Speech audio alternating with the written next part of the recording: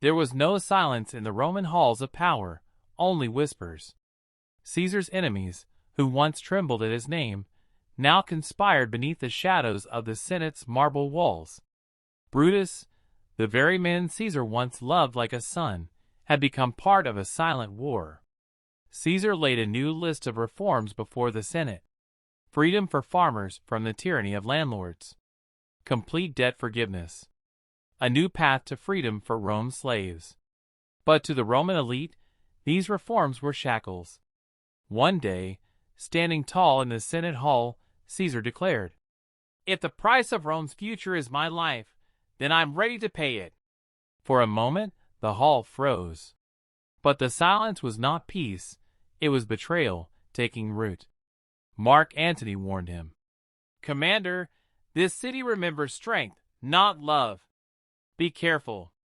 Caesar smiled, calm and defiant. "If my sword serves truth, then no blade raised against me can bring me to my knees." The episode ends at Brutus' chamber door. Behind it, a secret meeting. Shadows moved. Daggers were drawn. One name was spoken in hushed tones.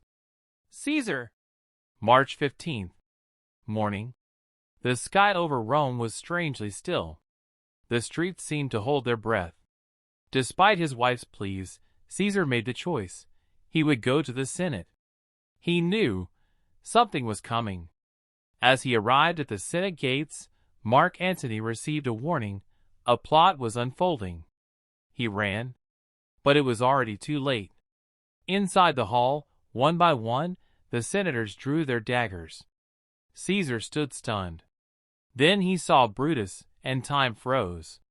His last words, echoing through centuries. "Et tu, Brute? You too, Brutus?" Caesar fell. Blood spread across the stone floor of the hall. A place where laws were once made, now turned into a courtroom of murder. Mark Antony arrived too late, only to find the body. He stood by Caesar's corpse and spoke. "Your blood has stained Rome's forehead with shame. Now justice will speak through the sword." But this episode doesn't end with Caesar's death. It ends with what he left behind. Mark Antony, general, friend, loyal, stood before the people in the Roman square, holding Caesar's blood-stained cloak. Where Caesar once spoke of unity, Antony now roared with fury. A woman from the crowd screamed, "Where is our protector? Where is our Rome?" Antony straightened his robe, raised Caesar's cloak high, and thundered, "What you see here is not just a corpse. It's the price of your silence, your ignorance, your cowardice." Then he pulled out Caesar's will, a parchment edged in gold. "Julius Caesar, before his death, left this for you. All his lands, all his treasures, to the people of Rome." A stunned silence fell over the crowd. "This is the man you watched die.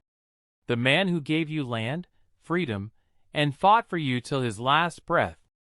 Antony bowed beside the body, then stood and delivered the final blow. "Those who murdered Caesar, they blinded you with lies. They want to cage your future inside their crowns. They want you to be slaves. Will you let that happen?" "No." One voice rose, then another, then thousands. The crowd turned.